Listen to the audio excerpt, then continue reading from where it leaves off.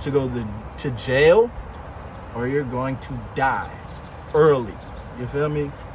And a lot of people try to say the good die young and all that crap, but really, really?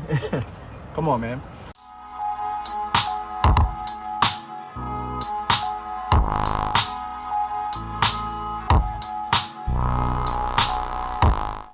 Hey, what up, fam? It's that man, Taj the Rapping Detailer, and I'm back at you once again with another video. So listen, today we are going to be talking about how walking in faith is a journey and not a quick fix. You feel me? So listen, I want to tell you a couple of stories. How I grew up. I kind of grew up in the church as a Christian. I wasn't like a super Christian, but I went to church a lot with my grandparents. My mom, when she was married, they took us to church like almost every Sunday. So, we got the word a lot frequently. And, I grew up with the picture of the black Jesus on the wall. And, it was that type of vibe up until my teenage years. You feel me? So I kind of started my juvenile delinquency when I was around like 12, right before I turned into a teenager. I had a run-in with the police because I was doing some vandalism type stuff, hanging with the wrong crowd, and, it led down a path. My mom, she tried to keep me away from that stuff, but, you can't watch a kid like me who's active all the time. So, I was hanging out with my older cousin, and it was just off to the races from there. And this led me down to a really dark path because I started drinking, started smoking, gang banging, promiscuity, all of that stuff, all of the trouble.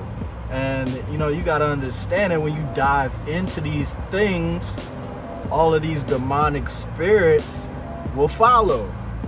You feel me? There's a lot of people who carry demonic spirits. There's a lot of activity that happens when you're going into clubs and when you're going around these environments, because they're full of up and down emotions. They're full of egos, and people aren't really in the space to try and take care of you. It's more of a path of destruction. People are trying to challenge you and destroy you in negative ways. There's a positive way to challenge people, and there's a negative way to challenge people.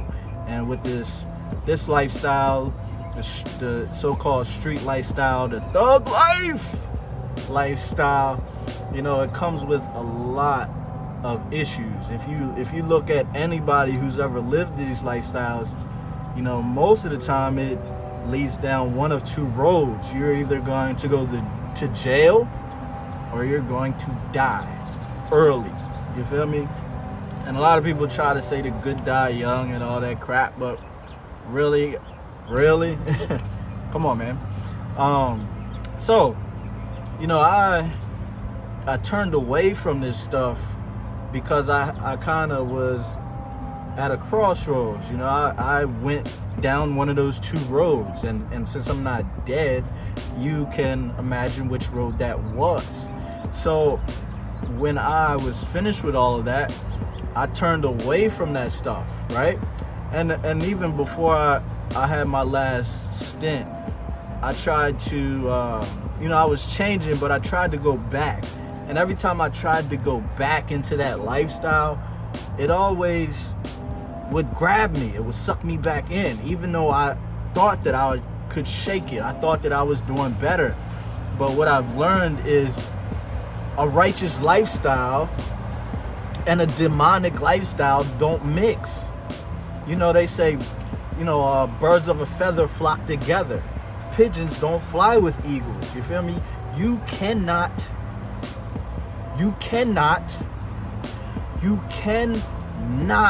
renew your mind and turn away from something that you were doing and then try to go back and think that you can be that righteous person in that bad mix. You cannot. Because once you try to go back to that, and unless you're trying to teach And then most of the times when you go back and you try to teach somebody who's under that spell, who's still stuck in that mindset, who's not ready to change, when you go back and you try to teach them, they're going to reject you.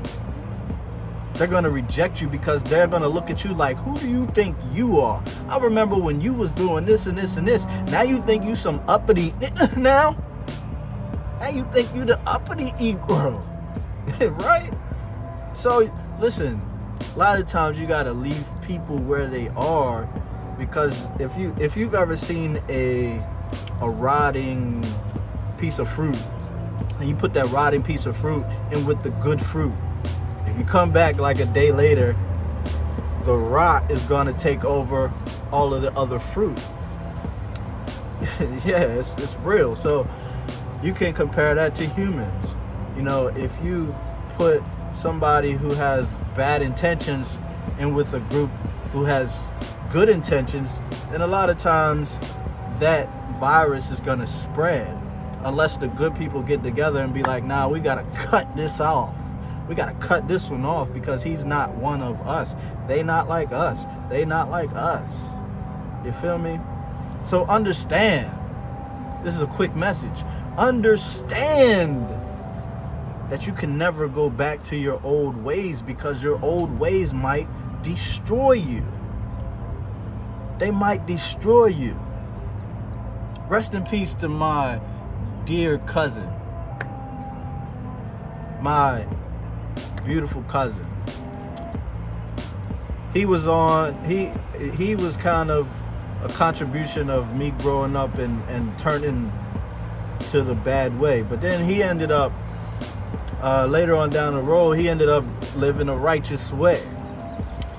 But somehow he ended up turning back into the bad way. And that bad path was the end of him.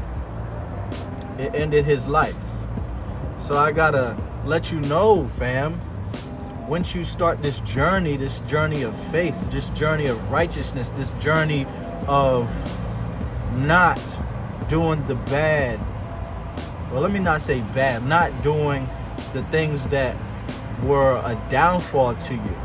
Once you start this journey of not drinking and smoking anymore, not indulging in promiscuity anymore, once you start this journey of building rather than destroying, once you start this journey of eating healthier and working out, once you start this journey of building your business, of getting more money, you got to remember to stay true and stay loyal to that journey.